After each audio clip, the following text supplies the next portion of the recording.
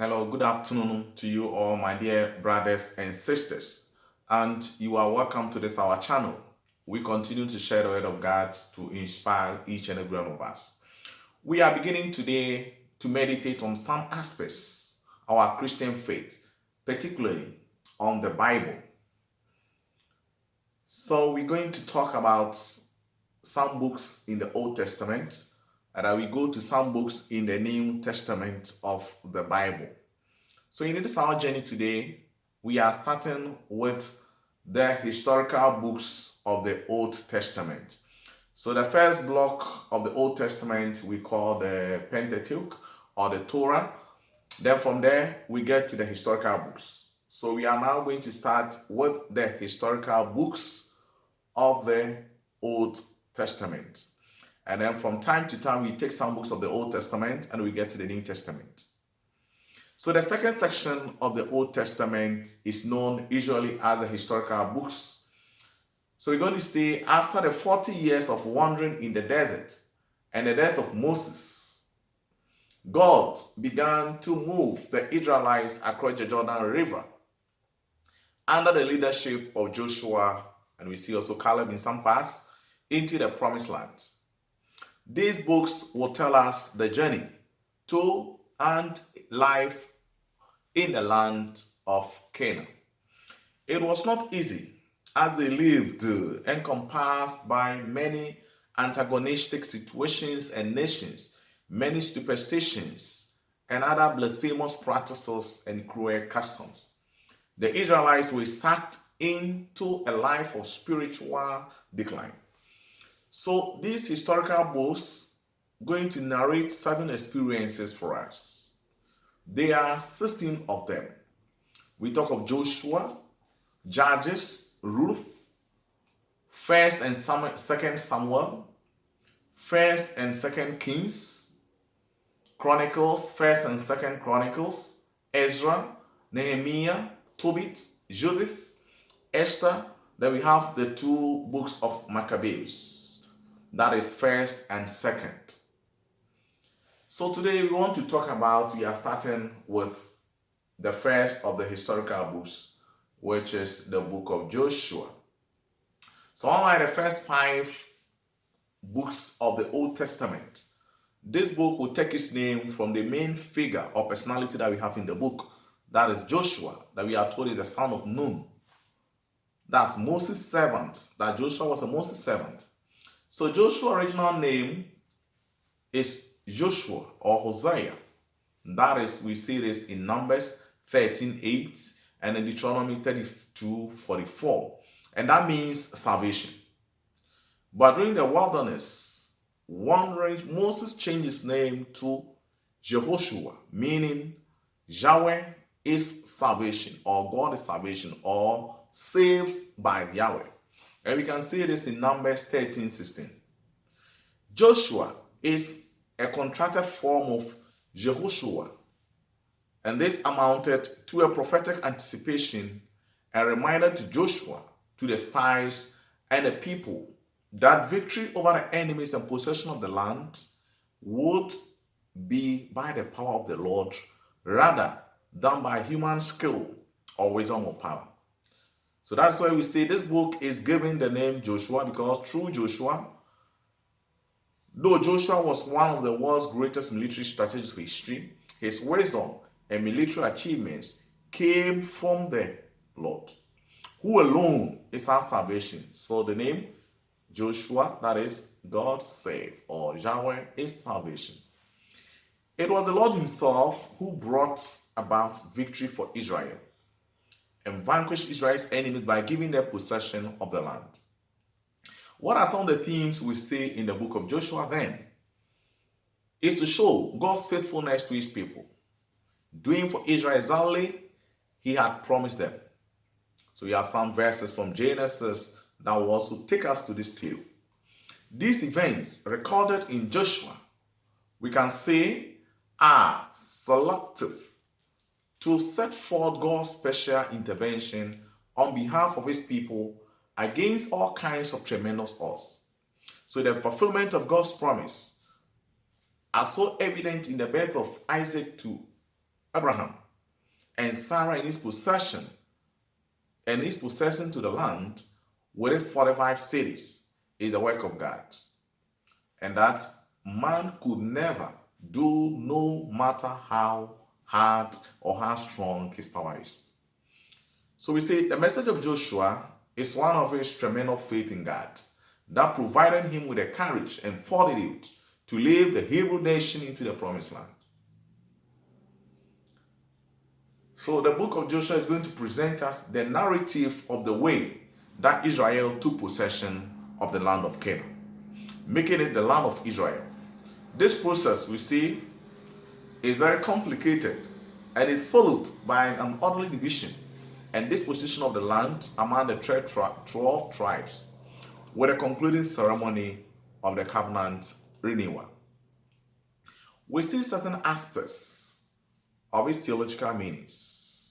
Thus, God has been faithful to the promised land. If Israel relies totally on the Lord for victory, if Israel is united as a people, if the law of God is kept, and no one grows rich from the victory in war, then and only then will Israel possess the land. So we are making a journey. So the book of Joshua may be divided in the following context.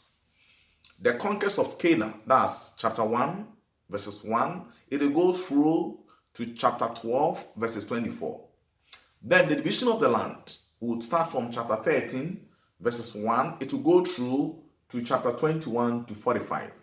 Then the third part, the return of the Transjordan tribes and Joshua's farewell, we see from chapter 22, verses 1 to chapter 24, verses 33. So today, my dear brothers and sisters, we're going to talk about the first 3 chapters of Joshua. In the first chapter, we have the election of Joshua and divine promise of assistance.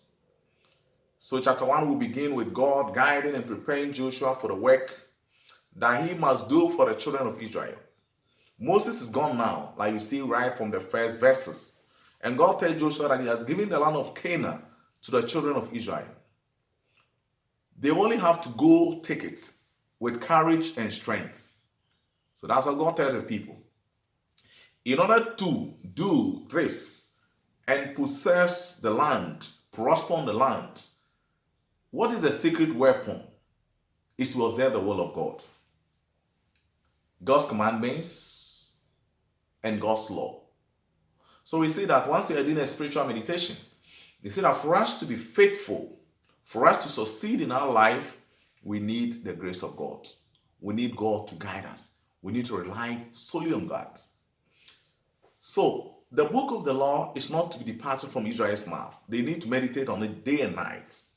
Then Joshua then reminds the Reubenites, the Gadites, and half-tribe of Manasseh to keep their promise of going to war with a group so that everyone gets their land before they come back and enjoy their own. So they all agree to the promise that Joshua made with the people for them to take care of themselves. That having God is the root, is the way to gain everything we need in life. Now Jesus tells us in the New Testament, I am the way, the truth, and the life. No one goes to the Father except by me. No one gets happiness except through God. No one gets what he wants except knowing Jesus Christ. In the second chapter, we have the theme, spies sent by Rahab. Joshua in chapter 2 was sent 2 spies, men to spy the land of Canaan. They came to stay in a harlot's house with name Rahab. And this woman hid the 2 men from the country's officials in Jericho. So Rahab told the spies her country had been filled with terror since they heard of the favor bestowed towards the children of God. She knew the Lord was with them. And more significant that the Lord was the true God. Therefore, she did what any wise person could do.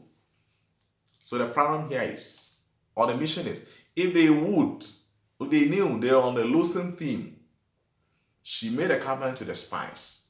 The agreement she made with them included being delivered, her and her household. She wanted her family to keep them safe during the siege. They agreed to a plan to remember her by setting a scarlet bow on her house. So then, Israel stormed the land they would pass over. We see that the two spies returned and told Joshua the report. The people's hearts had melted before the Israelites. Then they will take us to the chapter 3, where we're going to see the preparations for crossing the Jordan River. So the chapter 3 begins with Joshua ordering the people to move or be ready to move when they see the Ark of the Covenant moved by the priest.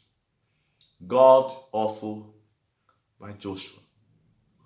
That in that God will magnify himself before Israel, and they will know that God is with them as God was with Moses. God got together people to honor and respect his leader. Joshua tells Israel that God will not fail to drive out the people of the land for them. In addition, God says that they should gather and be ready to cross the Jordan following the priest who will bear the Ark of the Covenant before them. And we see the Jordan River is full. It's always full of water. But when the priest walked into it with the Ark of the Covenant, the waters which came down from above stood and rose up like a high heap. The priests and the children of Israel walked across on the dry land as they did to the Red Sea when leaving Egypt. So this was a proper showcasing move.